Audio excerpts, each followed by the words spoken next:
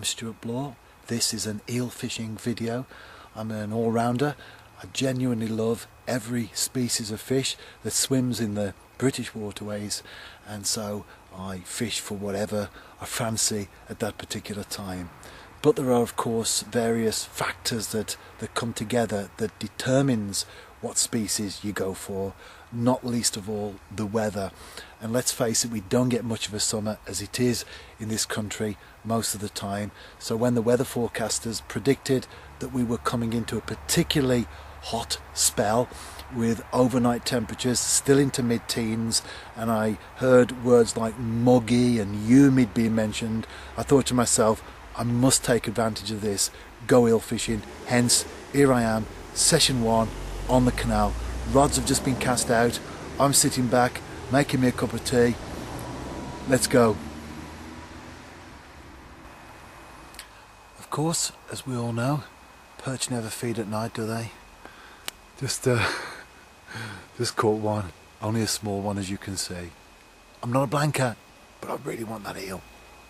And just to show that it's no fluke, these night feeding perch, there's another one that's certainly very active. I've been getting lots of little indications that to me have been perch, but this is just the second one that I've caught.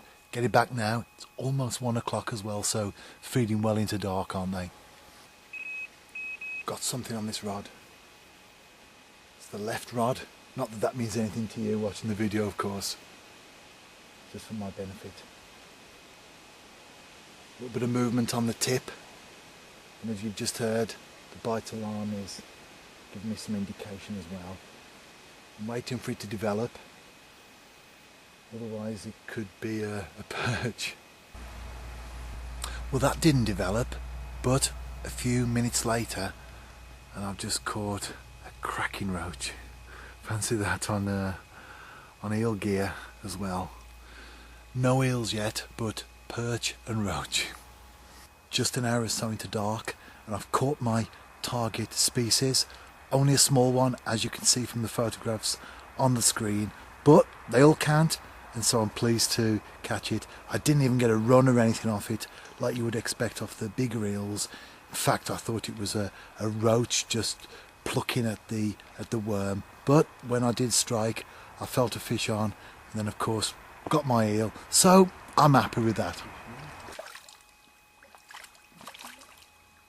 It's a roach.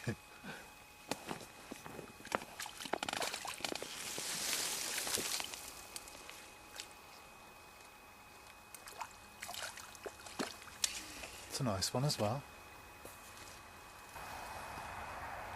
It's a nice enough fish, particularly from the canal.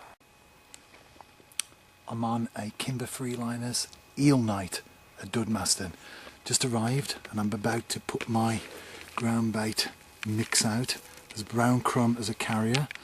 There are dead maggots in there as well, as you can see, and also some chopped up fish.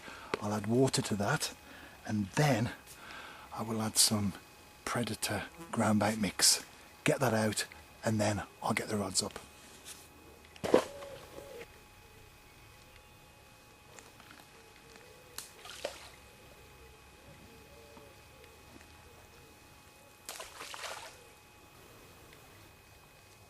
I've put the ground bait out, as you've seen.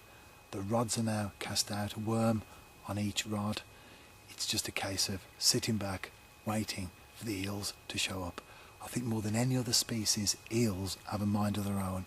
Hopefully tonight, some of them will want to come and play ball. Just had a run. It's 4 AM, and I struck into what I was really hopeful was an eel. Unfortunately, I use inverted commas around unfortunately. Unfortunately, it was a tench. It's 4 AM. A couple of months ago, this would have been light now. The birds would have been singing, and we would have already had the sun up. Shows, doesn't it, in just a short period of time, although it's still the summer, the days are now getting much shorter and the nights are getting longer. I've got me another one on here. Yeah, I'm into it. Let's hope it's an eel.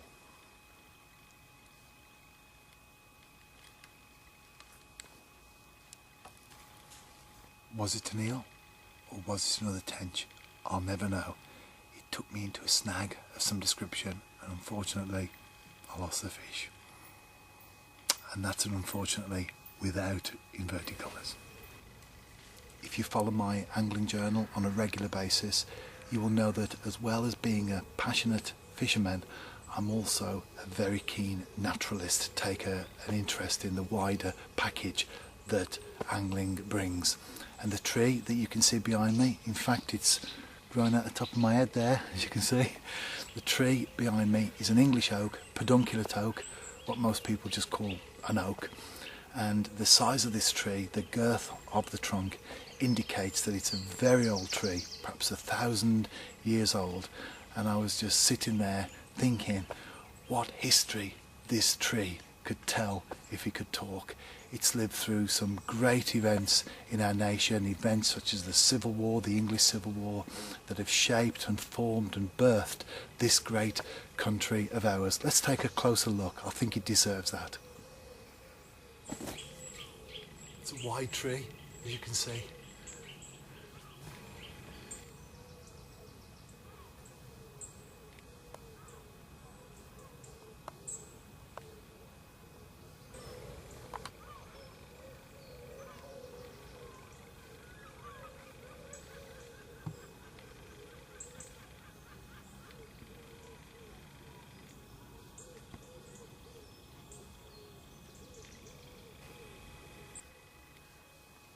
I'm breaking down now, getting ready to put everything away, leave the rods till last of course.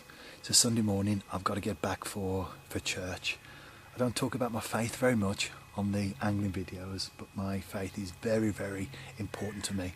In fact, I would go as far as to say, whether it's good, bad or indifferent, my faith actually shapes the person that I am. So, off to church. But before I do, on the walk back, I'm going to capture a few more images of the lake.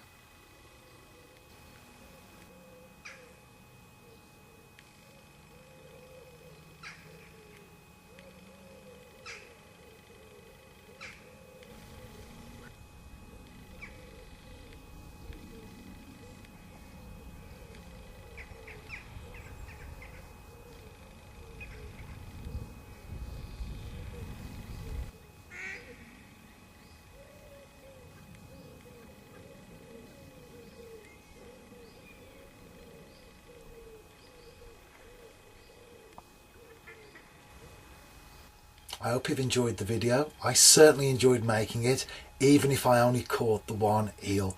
At least I had some other fish as well, so I didn't struggle too much on that front.